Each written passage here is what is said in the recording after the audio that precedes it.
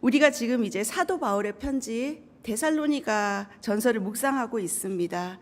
이 편지는 데살로니가 지역에 살고 있는 성도들에게 쓴 사도 바울의 편지 중에 가장 첫 번째 편지로 보고 있습니다. 저는 개인적으로 지난 월요일에 이 데살로니가에 있는 호텔에서 1박을 하고 왔습니다. 그래서 아직 좀 시차 적응을 못했는지 정신이 하나도 없었습니다. 물론 지금 이 데살로니가 지역에 남아있는 기독교 유적은 하나도 없습니다. 그러나 사도 바울이 복음을 전했던 지역에 있었다는 것만으로도 큰 감동이 있었습니다. 글로만 읽던 곳에 직접 가서 보니 이 바울의 편지가 더 마음속 깊이 다가오는 것 같습니다. 데살로니가는 그리스의 제2의 도시입니다. 그래서 티르키예와 로마를 연결하는 큰 대로가 있습니다. 에그나티아 도로가 있고 또 당시에 헬라인이 많이 살았고 그래서 상업과 군사 요충지다 보니 유대인들도 많이 살았던 곳입니다. 그래서 유대인의 영향력이 큰 도시였습니다. 사도행전 17장 말씀에 보면 이 데살로니가 교회에 대해서 어떻게 복음이 전해졌는지 자세히 기록되고 있습니다. 2절 말씀을 제가 잠시 읽어드리겠습니다. 사도행전 17장 2절에 바울은 늘 하던 대로 회당에 들어가 유대인이 모이는 곳이죠. 회당에 들어가 3주 동안 안식일마다 성경을 대해 사람들과 토론했습니다. 라고 기록되어 있습니다. 3주 동안 데살로니가 지역에서 복음을 전했다는 기록이 있습니다.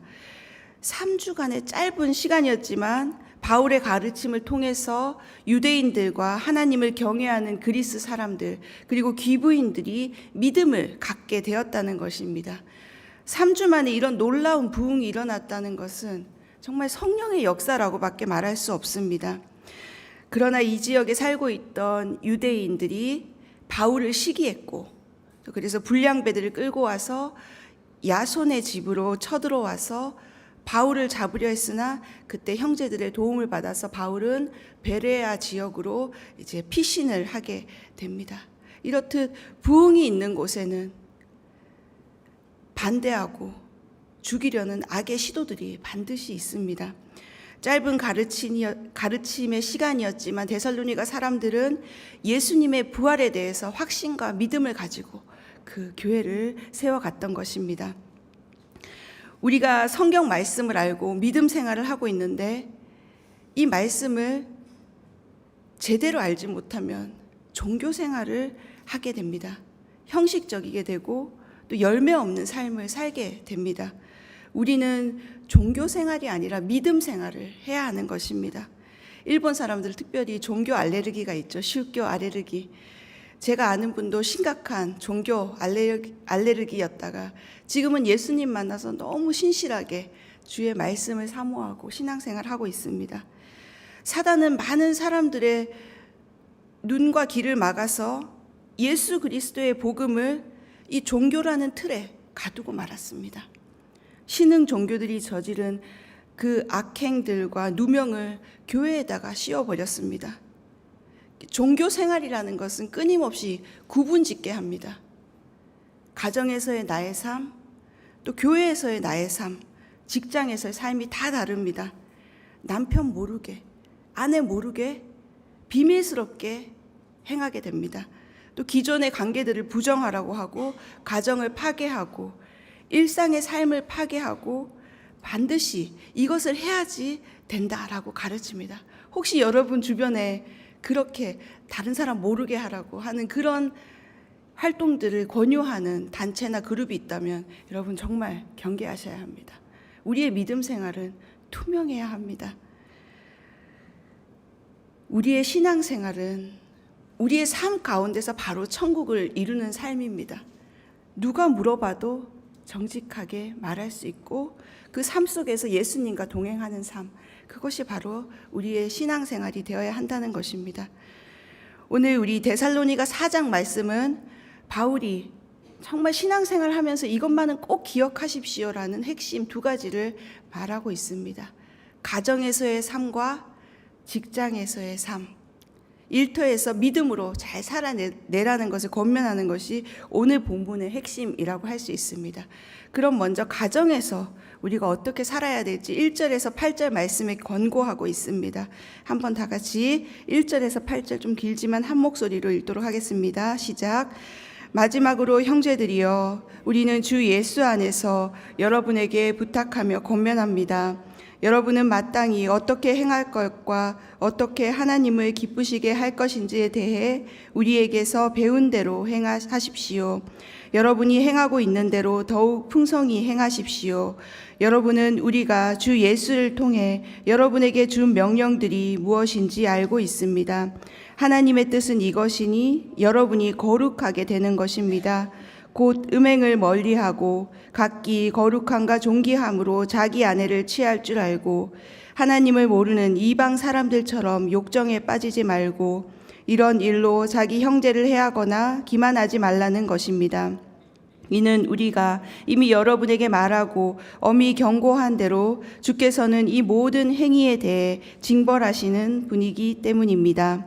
하나님께서 우리를 부르신 것은 부정한 삶을 위해서가 아니라 거룩한 삶을 위한 것입니다. 그러므로 거룩함을 저버리는 사람은 사람을 저버리는 것이 아니라 여러분에게 성령을 주신 하나님을 저버리는 것입니다. 오늘 1절 말씀에 하나님을 기쁘시게 하는 삶에 대해서 도전합니다. 우리가 어떻게 하나님을 기쁘시게 할 수 있습니까? 하나님의 뜻을 행하는 삶. 그러면 여기서 하나님의 뜻은 무엇입니까? 우리가 사실 그 하나님의 뜻을 알기 위해서 아침에 나와서 기도하고 주의 말씀을 보고 신앙생활을 하는 것이죠. 우리가 사실 하나님의 뜻을 알지 못하고 행한다면 우리의 모든 활동들이 헛되게 될 수 있습니다. 이스라엘의 초대 왕이었던 그 사울은 하나님께 좋은 제물을 바치는 것, 그것이 하나님의 뜻이라고, 하나님을 기쁘시게 하는 것이라고 착각했죠. 그것은 사람의 생각일 뿐 하나님의 진짜 뜻은 아니었습니다. 우리가 신앙생활 하면서 실패하는 원인은 이렇듯 하나님의 뜻을 잘 파악하지 못하기 때문입니다. 바울은 오늘 명확하게 우리에게 하나님의 뜻을 가르쳐 줍니다. 3절 말씀에 그것은 바로 3절에 거룩하게 되는 것입니다. 즉 예수 그리스도의 믿음, 행실, 마음과 생각, 지혜, 그 예수님을 닮아가는 과정, 성화의 과정, 그때 우리가 진정한 행복한 삶을 살 수 있다고 가르쳐주고 있습니다. 크리스찬이 추구해야 되는 삶은 바로 이 거룩한 삶입니다. 이 거룩은 누군가와 비교해서 거룩하다는 것이 아니라 바로 하나님의 그 절대적인 기준 앞에 거룩한 삶을 사는 것입니다. 그래서 이 거룩을 가장 잘 지키는 곳이 바로 가정이라고 오늘 말씀하고 있습니다. 3절 하반절에 보면 곧 음행을 멀리하고 이어서 4절에 각기 거룩함과 존귀함으로 자기 아내를 취할 줄 알고, 그래서 이 가정에서 부부가 지켜야 하는 거룩이 무너지면 우리의 그 삶을 지탱할 수가 없는 것이죠. 사단이 바로 공격하는 것은 이 바로 가정입니다. 이제는 핸드폰을 통해서도 가까이까지 사단은 침투해서 가정의 거룩을 깨뜨리려고 합니다. 그 집에 가서 이렇게 아이들도 그렇지만 요즘에 핸드폰 보느라고 가족들 대화가 많이 단절되어 있죠. 근데 가족 안에서 이 핸드폰 보는 시간만 줄여도 저는 얼마든지 가정 안에서 사랑의 대화가 회복될 거라고 생각합니다. 그래서 우리 성도님들 혹시 가정에 가시거든 잠시 핸드폰은 책상에 올려놓거나 다른 좀 먼 곳에 두고 가족들과 눈을 바라보면서, 얼굴을 바라보면서 오늘 하루 수고했습니다, 고맙습니다, 그냥 말로만이 아니라 눈을 바라보며 인사하고 그런 어떤 삶의 작은 실천을 행한다면 우리 안에서 다시 우리 가정에서 사랑이 회복될 줄 믿습니다. 가정을 이루게 하신 그 하나님 앞에 먼저 감사를 올려드리고 아내를 거룩함과 존귀함으로 대해야 합니다. 우리 토요일 새벽에는 항상 이렇게 우리 엄태영 성도님 가정 부부가 오셔서 찬양을 하나님 앞에 올려드립니다. 그 전날 두 분이서 만약에 큰 부부싸움 하고 오면 앞에 나와서 찬양 절대 못하죠. 얼마나 아름다운 모습인지 모릅니다. 부부가 함께 주님을 찬양하는 모습, 예배하는 모습, 그것이 바로 작은 봉사지만 거룩을 실천하는 작은 하나님 앞에 드리는 예배라는 것입니다. 우리가 배우자를 성적 대상으로만 여기는 것이 아니라 부부로 맺어준 하나님의 뜻에 합당하게, 거룩하게, 존귀하게 상대방을 대하라는 가르침입니다. 이건 2000년 전이나 지금도 변함없이 우리 삶의 기준이 되어야 하는 가르침입니다. 왜냐하면 이 가정을 통해서 하나님을 바로 보여줄 수 있기 때문입니다. 하나님께서 오늘 우리를 부르신 것은 부정한 삶을 위해서가 아니라 거룩한 삶을 위한 것입니다. 하나님은 우리가 계속해서 예수님을 닮아가는 그 성화에 이르기를 원하십니다.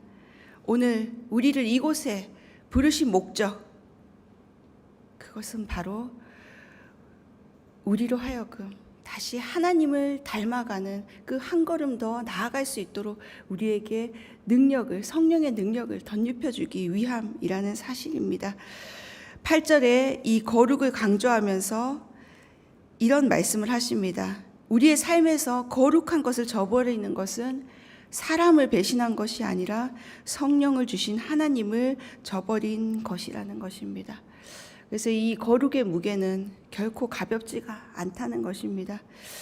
저는 교회에서 저희가 성도님이라는 호칭을 많이 사용하는데요. 여러 교회에 다양한 직분이 있지만 성도라는 것만큼 아름다운 호칭은 없는 것 같습니다. 저도 우리 성도님들께 성도님 하고 부를 때 그분 안에 거하시는 그 거룩이 느껴질 때가 있습니다. 그래서 우리 교회 안에서는 언니, 오빠 이런 물론 친근한 호칭이지만 그런 호칭보다는 성도님 하고 부르면서 축복해 줍시다. 오늘 만나는 분에게 성도님 평안하십시오, 축복합니다 라고 인사해 줄 수 있기 바랍니다. 이 세상의 음란한 문화를 단호히 거부하고 거룩을 쫓아 오늘 하루 행하는 우리 성도님들 되시길 주님의 이름으로 축원합니다. 두 번째 오늘 말씀은 우리 삶 속에서 일터에서 어떻게 살아야 되는지를 가르쳐주고 있습니다. 9절에서 12절 말씀 함께 읽겠습니다. 시작. 이제 형제 사랑에 대해서는 여러분에게 더 이상 쓸 필요가 없습니다. 이는 여러분 자신이 하나님께로부터 서로 사랑하라는 가르침을 받았기 때문입니다. 그리고 여러분은 실제로 마게도니아 전역에 있는 모든 형제들에게 사랑을 행하고 있습니다. 그러나 형제들이여, 우리가 여러분에게 권면하는 것은 여러분이 더욱 풍성히 행하고 우리가 여러분에게 명한 것 같이 조용한 삶을 살며 자신의 일을 행하며 여러분의 손으로 일하기를 힘쓰라는 것입니다. 이는 여러분이 외부 사람들에 대해 품위 있게 행동하고 또한 아무것도 궁핍함이 없게 하려는 것입니다. 아멘. 이 바울은 데살로니가 교회를 많이 칭찬했습니다. 왜냐하면 이미 형제 사랑을 잘 실천하고 있었기 때문입니다. 데살로니가 전서 1장 8절 말씀에 보면 데살로니가 사람들의 이 형제 사랑의 소문이 그 지역 방방곳곳에 퍼졌다고 말하고 있습니다. 바울이 얼마나 마음으로 뿌듯했겠습니까? 3주밖에 복음을 안 전했는데 이렇게 칭찬받는 믿음 생활을 하고 있다니 바울은 정말 이 데살로니가 사람들이 자랑스러웠을 것입니다. 그래서 권면하는 것은 더욱 풍성히 사랑을 베풀고 또 11절에 보면 조용한 삶을 살며 자신의 일을 행하며 여러분 손으로 일하기를 힘쓰라고 가르치고 있습니다. 또 품위 있게 행동하고 궁핍함 없이 살도록 권면하고 있는 것입니다. 신앙생활을 한다, 교회를 섬긴다는 이유로 우리가 직장이나 가정, 인간관계에서 맡은 일을 소홀히 해서는 절대 안 됩니다. 그래서 교회 믿지 않는 남편과 혹시 같이 남편이 믿지 않는 분이 계시다면 교회 오기 전에 설거지, 청소는 기본입니다. 이게 돼야지 예배가 되는 것입니다. 물론 경우에 따라서 신앙을 지키기 위해 금전적인 포기와 어려움이 있을 수 있지만 우리가 교회를 섬기기 위해서 가정의 생계를 뒷전에 둔다는 것은 결코 거룩한 삶이 아닙니다. 교회는 거룩한 공동체로서 세상과 달라야 합니다. 그렇다고 세상과 담쌓고 살라, 교회 생활만 열심히 해야 신앙 좋다라고 오해하시면 절대 안 됩니다. 우리는 세상 속에서 빛과 소금으로 거룩한 삶을 살아내도록 하나님께 부름받은 하나님의 거룩한 성도, 하나님의 백성입니다. 저희 교회가 신죽구에 있습니다. 사람들에게 신죽구에 교회가 있다고 하면 아주 시끌벅적한 동네에 있는 줄로 압니다. 요즘에 이렇게 신죽구 시내 나가면 아주 머리가 다 어지러울 정도인데요. 근데 우리 교회 주변은 신죽구인데도 너무 조용하고 좋습니다. 정말 조용한 삶을 지내기 너무 좋은 곳입니다. 우리가 조용한 삶을 살지 못하는 이유는 사실 계속해서 우리를 만족하게 하는 무언가를 찾아 헤매려는 인간의 욕심 때문이죠. 더 새로운 거, 더 자극적인 거, 더 화려한 거, 관심을 갖게 되는 것이 인간의 본성입니다. 그런데 이렇게 세상에서 사람에게서 만족함을 찾고 자신을 채우려고 하면 결코 만족함을 얻을 수가 없습니다. 세상 것으로 채우려고 하면 우리는 영원히 그 새로운 것을 찾아 헤매야 하는 궁핍함에 시달리게 됩니다. 그러나 우리가 이 완전한 하나님의 사랑 안에 거하면 우리의 어떠한 결핍도 주님은 완전히 채워주신다는 사실입니다. 우리가 어디서 우리는 만족을 얻으려 하고 있습니까? 하나님의 사랑 안에 거하는 것, 하나님의 임재 안에 거하는 것, 그것이 우리를 참된 만족을 누리게 하는 것입니다. 우리를 향한 하나님의 뜻은 우리의 거룩함입니다. 지금 이제 청년 친구들도 2박 3일 동안 오쿠타마에 가서 수련회 중에 있습니다. 저희 마키토 목사님도 가셨고 박현신 목사님도 참석하셔서 지금 우리 교역자들이 그곳에 함께 가 있습니다. 여름에 이렇게 캠프하고 수련회 하는 것은 바로 이 거룩한 공동체 안에서 하나님의 뜻을 발견하기 위해서 우리 어린 아이들부터 청년들까지 이런 시간을 가지게 됩니다. 세상 가운데 구별된 크리스찬으로 살아가기 위해 거룩을 배우는 시간이죠. 사도 바울은 오늘 우리에게 거룩한 믿음의 삶을 살라고 권면하고 있습니다. 거룩한 삶은 바로 하나님을 의식하는 삶입니다. 우리가 어디에 있든 어떤 환경에 있든 하나님 앞에 살고 있다는 것을 기억해야 합니다.